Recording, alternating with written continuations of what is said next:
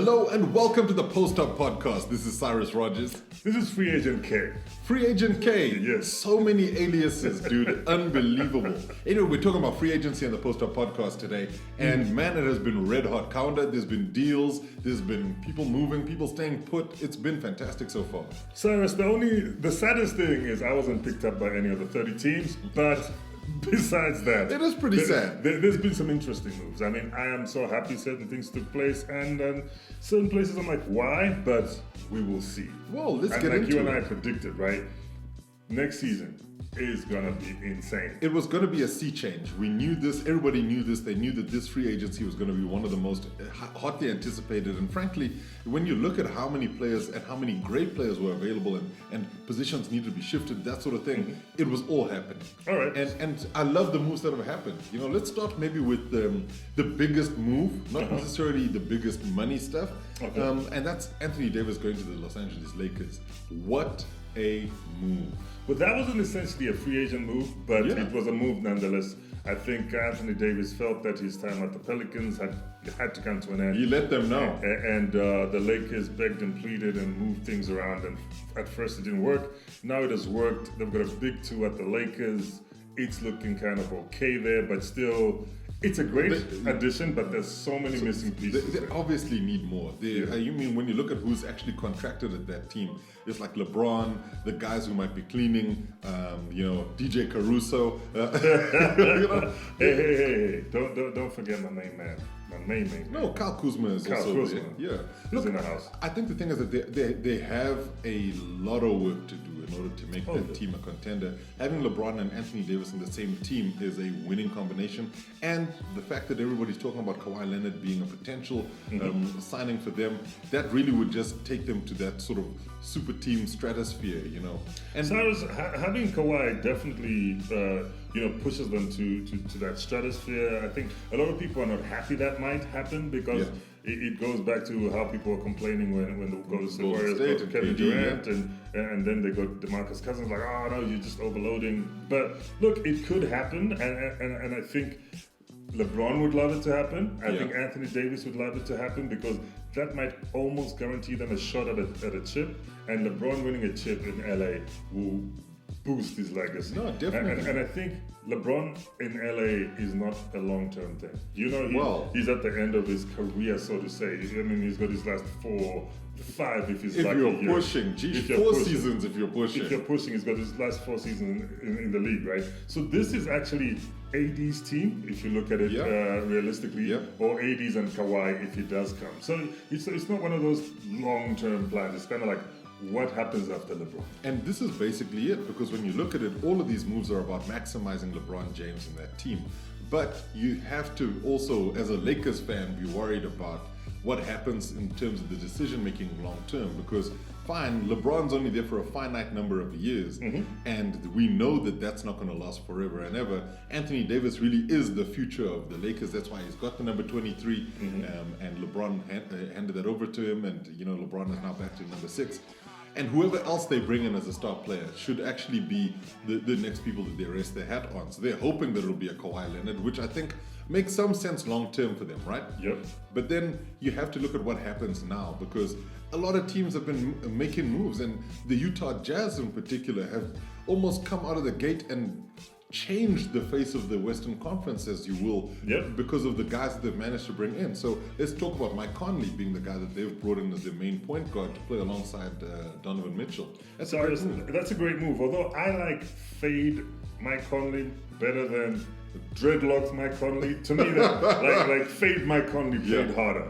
And he was a smoother player. Dreadlocks Mike Conley to me is like a little bit slower. Maybe it's that hair, but I still like the move. I think he's a great player. I mean, he puts up great numbers, and I think his time at the Grizzlies, much like Marc Gasol, has taught him to be that gritty, grimy player that works hard. That works hard, and it's been a thankless tenure at the previous. Let me not say thankless, but more of Memphis loved him, but there were no rewards. But there were no rewards in terms of chips or even like a couple of playoff appearances, but not too deep. Yeah. And I think Utah is a great place. I mean, he finds a motivated Donovan Mitchell. He finds the defensive player of the year there. He wants Rudy Gobert. Yeah. He finds jingling Joe Ingles. You know, there are a couple of nice pieces out there in Utah, and I think their bench is not that bad either. No, they've started strengthening that in a big way. Jeff Green is reported to have signed a new contract. Jeff Green contract. That's beautiful, man, because you met Jeff Green in 2015 when he was in Africa for the Africa game.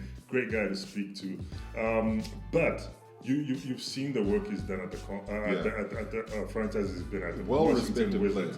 When he was at the Celtics. This guy, he's hard and tested. Yeah, you know what I mean? He definitely is. And he defends well. And he's not too bad on offense either. And that's what Coach Schneider is really looking at, because Coach Schneider has put together some really good defensive teams over the years in Utah. And you mentioned all of those players. I mean, yes, they've lost a couple of guys along the way, like Derek Favors is gone.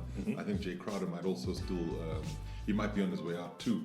But bringing Emmanuel Mudiay in was a real coup for me, because I like Mudiay, you know, as an African player, you know, he's Congolese via the States. Okay, Cyrus, but I'm going to call out Mudiay. I think he needs to step his game up. I've been watching him from the time he was a Nugget. He looked promising, then all of a sudden he goes to the New York Knicks, and I think him and Juan Frank Ntilikina maybe went out for a few, I'm hearing the hate that you're sending his way. I'm hearing it. I think they went for a couple of Central Park hot dogs instead of going for training. But look, I don't even think I don't think that's necessarily fair on Mudiay, because I do think that he improved, especially when they changed coach and Fizdale came through. You saw a different Mudiay. You saw a more focused Mudiay. He was putting up great numbers. He actually looked like he was starting to develop. I think that was one of the biggest issues that the Mudiay had at the Nuggets, was that he stalled.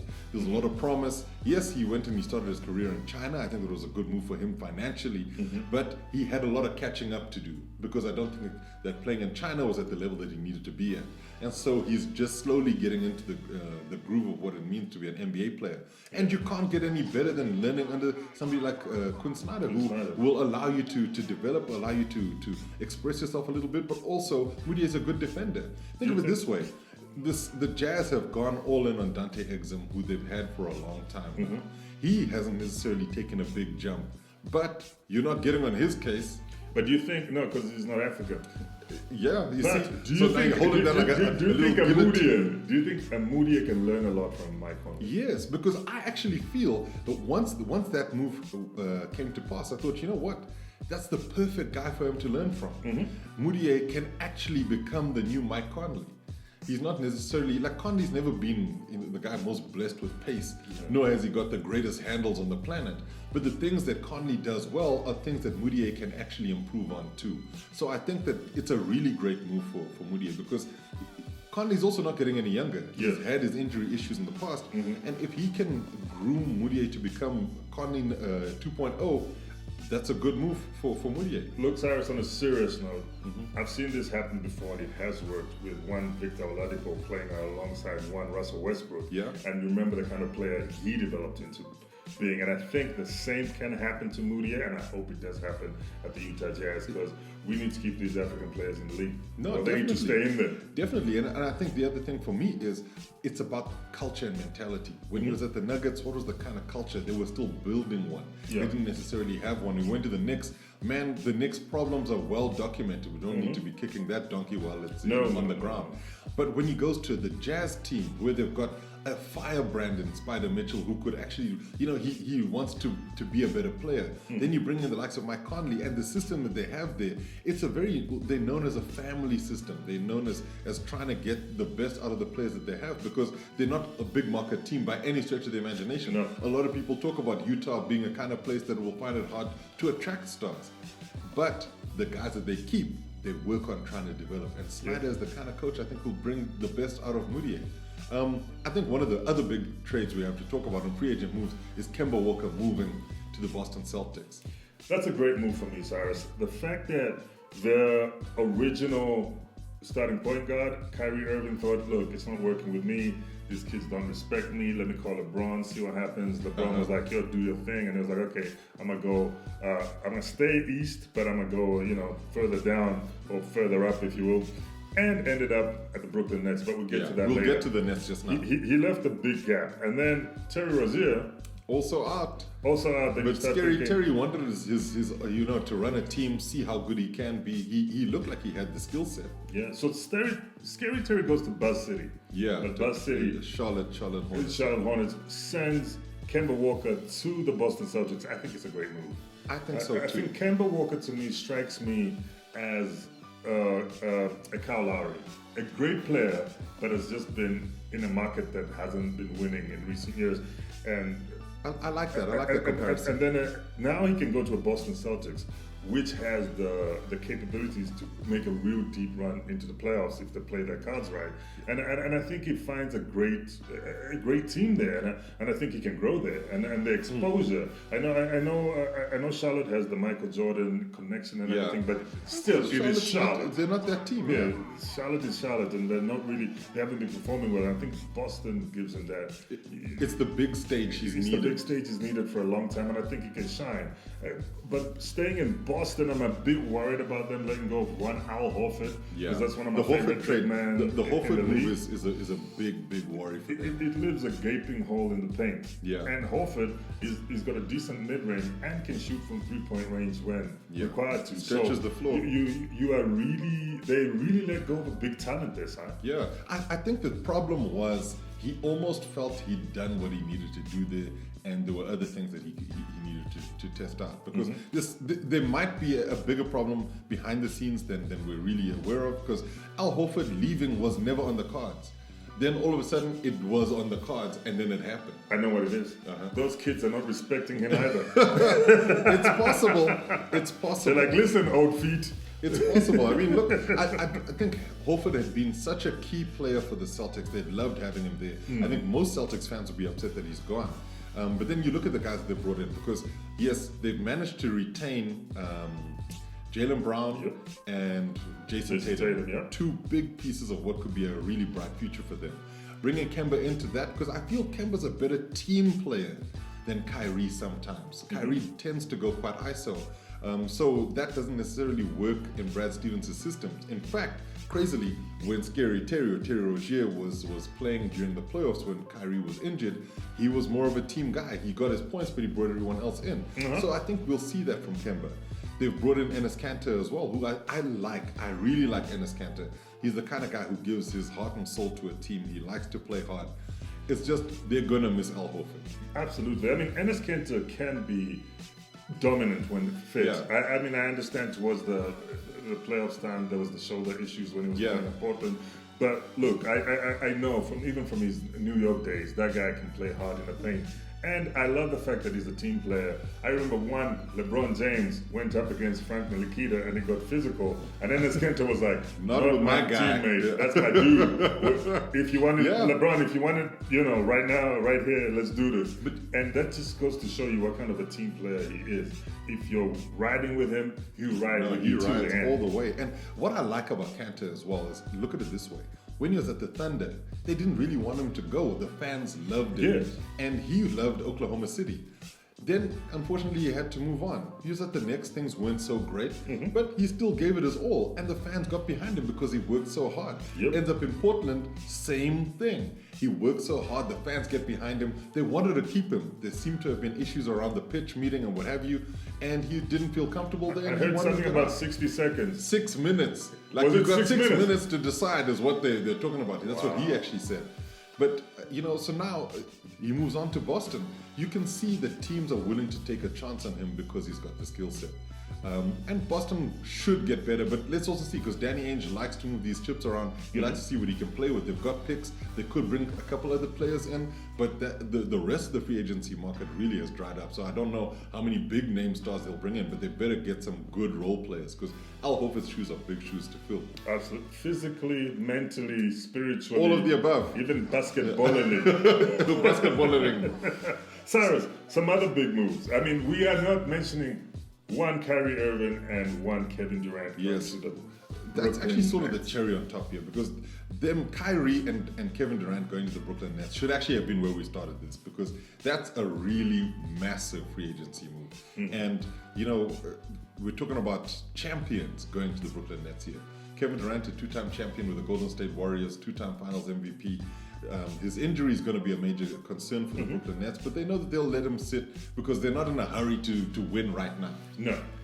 I think it's part of a long-term strategy. Definitely. They've got a healthy Kyrie, which works well because obviously D'Angelo Russell has gone to the Golden State Warriors. Big shout out to my man, Jared Dudley, who's joined the Lakers. Yeah. Jared Dudley here. Role players. You're looking at role players, so you know. Oh, this is the thing. They're like, yo. But I look at what the Lakers role players moves have been in the past, and especially the past year. Because who did they bring in to try and back up JaVale McGee?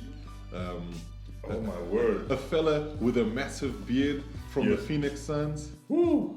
One Zayd look-alike. Yeah. Look, Tyson Chandler. Yeah, Tyson Chandler. So they've had their issues with older big men going there, and it hasn't really worked out. Anyway, we're leaving the Lakers. Let's leave the Lakers. To the Nets. Back to the Nets. So look. Karis LeVert is still there. Yep. Joe Harris is still there.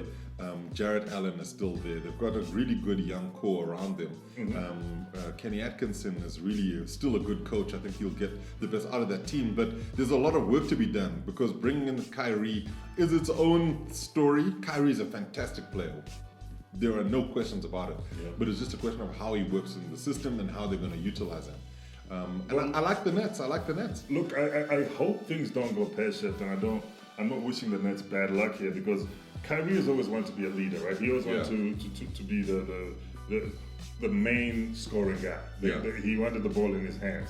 Now, for the first season that he's there, he's going to be the primary ball handler, right? He's going to be Kyrie's team. Yeah. Now, when KD comes back, because KD is a presence as well, I hope that dynamic works out and it doesn't feel that KD becomes another LeBron in his life, and then things go pear-shaped from there. If the reports are true that KD was also saying he felt that the Warriors were Steph's team and he'll never get the same kind of love, I mean, now it's up in the air, the Nets, because who are you going to love? Who do you love? Who do you love? LL Cool J. You know? and I think that if this is trying to get a love connection, what have you, the move doesn't necessarily make sense because I think both him and Kyrie want the same stuff.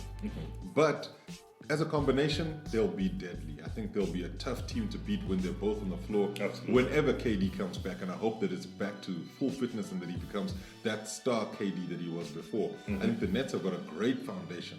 You look at that team and you look at the youngsters there and just what they've been building, they could go on to become the dominant team in the East. Can you believe we're saying this about Brooklyn? At New York's expense, at the Knicks' expense. Cyrus, next season is gonna be remarkable. Yeah. I mean, like moves like these. AD this is what it's all about. KD and Kyrie to the Knicks. It's just fantastic. I mean, okay, another move, Cyrus, like to keep it in the East. Jimmy Butler to the Miami Heat. Look, I think let's do it in a tandem here because let's start with the Philadelphia 76ers and the moves that they've made. Right. Because in essence, it's all part of the Jimmy Butler move. There's a 4-team trade, all of this stuff. Yes. The incredible thing for me is what's happened around specific teams. When you look at the 76ers, they have suddenly gotten quite strong in a position where people thought, oh, they can strengthen, but what can they do? And Elton Brand has done a great job because Ben Simmons, yes, he's staying. I think he's signing a new deal. I think it might already be done. But then, fine, they've lost JJ Redick, who was a key component in their shooting. But adding Richardson from the Heat in that trade, good move. Making sure that they hold on to role players like Mike Scott, another great move. Al Horford joins, and he will then become their de facto power forward. Fantastic move. This is the guy who basically stopped Joel Embiid. Now they're going to be playing side by side. Now they're side by side. They've got great big men who can also shoot three-pointers so they can stretch the floor. Joel Embiid gets some really good help in the paint. I see where they're going here. They're seeing the Milwaukee Bucks, but keep moving. Exactly. Tobias Harris is part of that team long-term now.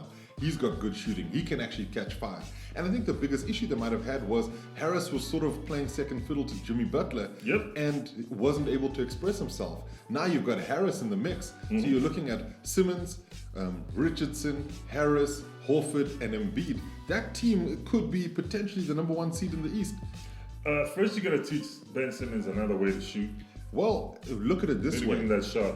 When you're looking at Ben Simmons, you're also thinking perhaps he doesn't have to do so much because if he gets a lot done in the paint as he has been doing in terms of driving to the hoop and what have you, it doesn't necessarily require for him to be out there shooting the lights out. Yes, they've lost JJ, but Richardson is a key piece here because he provides shooting. Tobias Harris is then able to express himself more freely and can actually do a lot more on the ball. And then you look at Al Horford being another guy because they didn't have a power forward who could shoot the ball. No. And now they've got that. They've also got somebody who's a great passer as well. So they're able to move the ball around a little bit more. I think Ben Simmons will develop his shot a little bit more. But I like the Sixers. There's something about the Sixers that I really like. They've also drafted well. Cyrus, we shall see. They've drafted well before in the past, and they got themselves one Markel Fultz, who's now in Miami, basking in the sunshine. But that's a different story. Yeah, that is a totally different story. Injuries are injuries, right? Yes. And I think that they realized that it wasn't going to work out in terms of what they had with Ben Simmons. They decided Simmons is who we're going to go with. I get that. I mean, you got to make those kinds of decisions. But let's see what happens because the players that they've drafted in, there's a nice African flavor around the 76ers at the moment with some of the draftees, obviously Joel Embiid being there. I like them. I really like them. So let's go to the Heat. Now you're talking about Jimmy Butler. Jimmy Butler at the Heat. A lot of people are saying, but so what? Well, it gives them another star player. It gives them a star player. By the way, my main man, Dwayne Wade, sent an tweet saying you can't have number 3 number jersey. 20, yeah, you the can't number have 3 my number 3 jersey. No, and you know what? That's fair. I was like, okay. But I think the thing about Jimmy Butler is that he's at an organization that is very well coached with Eric Spoelstra doing a great job there. They've got some. He won 2 chips with him. Eric Spoelstra won 2 chips with him. You look at who's manning the sort of front office, and they've just got pedigree in the right places. You think Pat Riley will get this right? I think that he has gotten it right in the past, but there's a lot of pieces they need to move around, and that's the issue for the Heat here because Goran Dragic is on his way out. Obviously, they need to get rid of him just to free up some of the money and what have you. The Mavs seem to have been the spot that he was landing at, but there seems to be some sort of question marks around that. Hassan Whiteside is gone. And he's gone to the Portland Trailblazers, which I think is a great move for him. Look, and Cyrus, for the Trailblazers. For me, I feel Hassan never really fitted in properly in the Heat's organization, and he struggles because of that. He had done well to get to a point, and then basically lapsed. He's like plateaued, and then that was it. And then Joel getting into his head a lot wasn't helping much. I hope him being in Portland and maybe finding a different groove will bring back the old Hassan Whiteside that we thought we'd see. But if you think about it, in that position, then one young Bam Adebayo, who had to play second fiddle to Hassan Whiteside, if they don't get another big guy to dominate him, will be the guy. He'll be their go-to. He has to step up. And him and Kelly Olynyk will be dovetailing because both of them, I think they're relatively the same size. I think Olynyk's actually a 7-footer. Whereas Adebayo, I think, is like a 6'9", 6'10", something like that. But he's really strong. I like that kid. Bam Adebayo is a fantastic player. We love him, Nigerian-American. He's just going to have to take that next step. And especially when you look at the players that are around, there are guys who can do a job. I think Dion Waiters is still there. But the Heat are not where they need to be. This is not their future. To contend for. They're still waiting for 2021. I think 2020 is a season too soon for them. 2019, 2020. But Jimmy Butler will be a great player for them. I think he'll give his all. He'll try to get the guys to work hard, and that's the kind of culture that they have there. But it won't be. This Heat team is not going to do much. I hope it's the toned down Jimmy, not the the West Coast Jimmy that blew up in training. But I think gyms and that. But I think the thing about what happened, especially if you look at what happened when he was at the Timberwolves, was he saw people not willing to work hard, and that's not what he's about. So I can understand it to a certain degree, where you're like, look, this is not what I signed up for. And I think at the Heat, you've got a franchise where they're really all dedicated to working hard. Yep. Let's go through a couple more of the other trades, because I think we've covered the majority of the big ones. But we haven't spoken about the fact that in the Brooklyn deal, you have D'Angelo Russell go to the Warriors. You touched on that. Do you think that that's a good move for Russell and the Warriors? I think it's a great move. I think D'Angelo Russell, right? He's the kind of player that's learned his lesson. he had these Lakers situation, and then he felt like an outcast there. He went to Brooklyn, they embraced him, and he blew up. Yeah, I think he also played in Brooklyn with a bit of a chip on his shoulder, and that fueled him. Now he goes to a well-oiled but slightly injured Golden State Warriors, and I think he can learn a lot from the likes of Klay Thompson in terms of catching and shooting and positioning yourself right so that you can just grab that ball and make that bucket because you feel that confident. And I think in terms of being mobile, he's young enough to learn from a Steph. I think so. I don't know how they're going to do the mix, because would they put Klay as a small forward and then put D'Angelo Russell as a shooting guard? When he's fit, that's the kind of thing that they'll have to do. Right now, it's Steph and D'Angelo Russell as your 1 and 2. As your 1 and 2, yeah. But from what I'm hearing, the D'Angelo Russell move is really a holding pattern. Okay. That the Warriors are looking, they needed to get something from the Kevin Durant trade. They didn't want to leave empty-handed. And getting Russell gives them a piece that they could actually trade on for something else, depending on what they want to do. I think that if Russell stays, and he stays relatively long-term, they need to start making some serious decisions as to what happens around the small forward. Now, if you have an undersized small forward like Klay Thompson, he can still defend that position, and he can play the small forward position. I don't know if that's what they want, because Klay Thompson is not Kevin Durant. No. But it's just one of those, then how do they make everything work when you've got Curry, you've got Russell, you've got Klay Thompson, and then they've also brought in Willie Cauley-Stein, who will be, I think he might even be their starting center, because he's got a little bit more experience. They've also given Kevon Looney a new deal, so he's sticking around. You think Cauley-Stein can take over from Looney? I think the thing with Cauley-Stein is that he shoots a little bit actually, so that's something that they're happy to have. But I'm talking about size. I don't think Cauley-Stein... They're the same size, brother. He looks rather small on those pictures on TV. Willie Cauley-Stein is a big guy. He's a really big guy. Okay, if he can match up to the kind of people that Looney can match up, I think the thing with Looney is that Looney is very limited in terms of shooting. All of his baskets have to happen around the rim. I think Willie Cauley-Stein can give you a bit of a jumper, but not necessarily the biggest or the best. He's not that kind of player. But I think that he gives you mobility as well. Having both of them, they've got good engines. I like Willie Cauley-Stein, though I feel that he didn't quite kick on the way he needed to. But he was the kind of player that the Kings actually helped develop into something special. So let's see what happens with him. But I think let's look at some of the other big moves. Vucevic staying with the Magic, that's a nice one. That's a great move. I think the Magic... It's a good move for them. But what about Al-Farouq Aminu? Let's keep it African. Oh, right. Farouq moving from the Portland Trailblazers to the Orlando Magic. Do you like that move for him?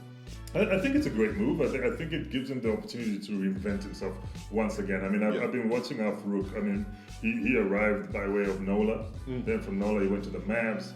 From the Mavs, he went to the Portland Trailblazers, where I think he's had some great seasons there. Postseason appearances, fantastic. But I think him, going to the Magic, it's a new team. I think there are changes to be made. I think it's warmer there. It's warmer than Portland. It's definitely warmer. So to give him that African flavor. But I think him playing alongside your Vucevic, there's a Mo Bamba there, young African player. There's also Evan Fournier. There's even Fournier, and there's Bismack Biyombo. Yeah. So no, Biyombo's not at the Magic. He's at the Hornets. Sorry, he went back home to the Hornets. But there's also another Nigerian American there. That I think there's a great African flavor around what's happening, because even Fournier, the French Algerian, he's a great player, and I think that Al-Farouq Aminu is not the best scorer, but he gives you a heck of a lot on the defensive end. He gives you a lot of the defensive end, and he knows his role. Yes. Where's Iwondu is the other player. He's the other player you're talking about. But look, Al-Farouq Aminu, I spoke to him when he was in Africa a year ago for Basketball Without Borders and the Africa game. And I asked him about his development in the league, and he did mention that sometimes you've got to know your role. Yeah. So without question. He's a role player who knows his role. So Al-Farouq Aminu is not one of those players who's going to go to light up the scoring charts. Yeah, no, he wants to score, but he's not going to go to the Golden State Warriors and want to be Steph. Yeah, you understand exactly. what I mean? He's not going to go to. Yeah, he knows his lane and he's learned and he's matured over the years to know that okay, I am at the Magic. What they need from me is ABC. I'm going to give them ABC and D as a cherry on top, but I'm not going to try and go to X. X is not my lane. I like this. I like this. You're using all the alphabet. The algebra, there's numbers coming up. But he shot the 3 ball quite well last season, Al-Farouq Aminu, and I think that's something he can definitely develop a lot more. And it's a new situation in Orlando. There's a lot of potential around that team because, like you mentioned, former Philadelphia 76ers player Markelle Fultz, his development could kick on there. So it could be something really special happening with the likes of Aaron Gordon and those guys. Who knows? But I think we didn't even mention that DeAndre Jordan's moved to the Nets as well as part of that big 3. That's going to be interesting. I'm just waiting for Kevin Durant to get 100% fit and see how that situation works because I can see Kyrie lobbing to DeAndre Jordan, trying to work that Lob City, as well as dishing to Kevin Durant, and sometimes letting Kevin Durant actually run the show for a bit, and I think that will allow Kyrie to rest a bit as well. And that Brooklyn Nets situation shouldn't be laughed at. There's some stuff is going to happen over there. So to end the show, we haven't. Is it ending already? Yeah, can you believe it? Time flies when you're having fun. I don't even know. So many great moves that we still need to talk about. But I think the thing is that we've hit upon the biggest ones. And I think that there's a lot that we still need to wait on because Kawhi Leonard hasn't decided what's happening with him. No.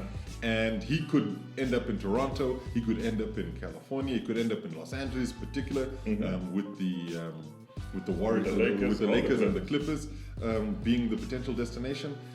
Anything can happen, and I think once he does that, there's even more pieces that will fall into place around the NBA. Where do you think he's going? I hope he goes to the Lakers. Cyrus, as a Lakers fan, I can't front. That is a fantastic player. I mean, I'm sure when you heard, as a Warriors fan, that Kevin Durant was coming to the Warriors, you were not like, nah, bro, don't come here, we've got open arms. We welcomed with open arms. Dude, if they need me to be the guy that turns the key to let him into the gym, you'll do it. I will be that guy. Yeah. I'll be like, Kawhi, we've been waiting. Well, personally, I'd love if he stays at the Raptors because it keeps the East quite strong. It means that the reigning champions don't just disappear because the Raptors won't necessarily have a star player. And I think the Raptors have made their pitch. They made their pitch as a country. Canada came out on their droves. They're offering him free meals, houses, everything bar their children. It's possible they might have been offered some babies too. Who knows? But Cyrus, I read something this morning that Drake, the Raptors superfan, has got his own pitch. So once he's done with the Raptors, the Drake pitch is coming. He might just stay in Toronto. Drake might be like, remember my new aeroplane? Let's share it. Yeah. Well, look, anything is possible. And I think that's what we're going to see with the NBA. Keep watching the NBA. Make sure you're watching the WNBA as well. We're going to do a podcast on the WNBA and some updates around that because the All-Star game is fast approaching. But keep going to postupzone.com. You'll see all of your info around NBA, WNBA, FIBA tournaments. There's World Cups. There's all sorts happening. We'll keep you updated on the African continent. Yes, we'll see you on the next one. Peace. Later.